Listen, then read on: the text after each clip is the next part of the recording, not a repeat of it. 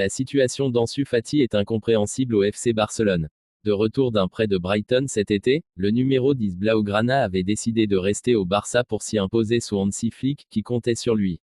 Enfin épargné par les blessures, l'ailier de 22 ans attendait de faire son grand retour, mais tout s'est passé différemment, car cela fait 3 mois maintenant qu'il n'a pas joué la moindre minute, malgré des efforts remarqués par son staff à l'entraînement cet hiver. Le joueur espagnol avait décidé de rester à Barcelone, malgré plusieurs offres de prêt, et voulait s'imposer. Mais le technicien allemand préfère aligner Pau Victor, Pablo Torre ou encore Fermín López, comme lors de la victoire à Osasuna, 3-0, nous avons besoin de lui. C'est vrai que ce n'est pas une situation facile pour lui, mais Pau Victor et Pablo Torre se sont également entraînés de manière fantastique.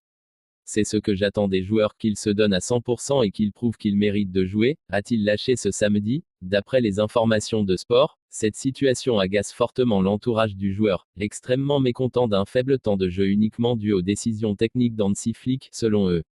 Le clan d'Ansu Fati estime qu'il va bien, mais assure qu'il y a un sentiment de malaise car le coach allemand lui aurait donné beaucoup d'espoir en début de saison. Tout le monde a le sentiment qu'il a manqué une année importante dans sa carrière, est-il précisé dans l'entourage du joueur. Le quotidien catalan fait également part de la frustration de l'attaquant, qui pense ne plus jouer jusqu'à la fin de la saison, quoi qu'il fasse.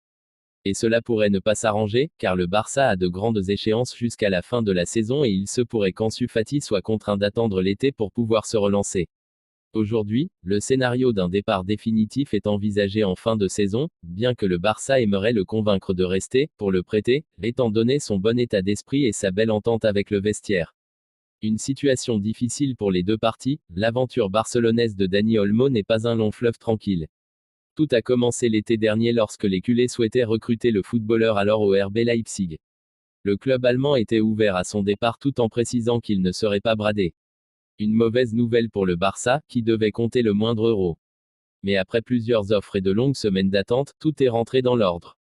Olmo, auteur d'un super euro avec la Rora et ardemment courtisé par Manchester City, a pu signer chez les Blaugrana jusqu'en 2030. Le tout, pour un montant légèrement supérieur à 60 millions d'euros. Quelques mois plus tard, l'international espagnol a de nouveau été au centre d'un nouveau feuilleton. Dans le rouge financièrement, le Barça ne l'avait inscrit auprès de la Liga que pour la première moitié de saison. Mais après plusieurs semaines d'attente, les Catalans ont pu inscrire le joueur de 26 ans pour le reste de l'exercice 2024 à 25. Bonne nouvelle pour le FC Barcelone. Dani Olmo et Pau Victor ont été inscrits pour la Liga et sont donc disponibles pour la sélection par l'entraîneur Hansi Flick, y compris pour la finale de la Supercoupe d'Espagne dimanche à 20h CET, pouvait-on lire sur le site officiel du club espagnol. Un soulagement pour le FCB et pour le footballeur, qui aurait très bien pu signer ailleurs durant le mercato d'hiver.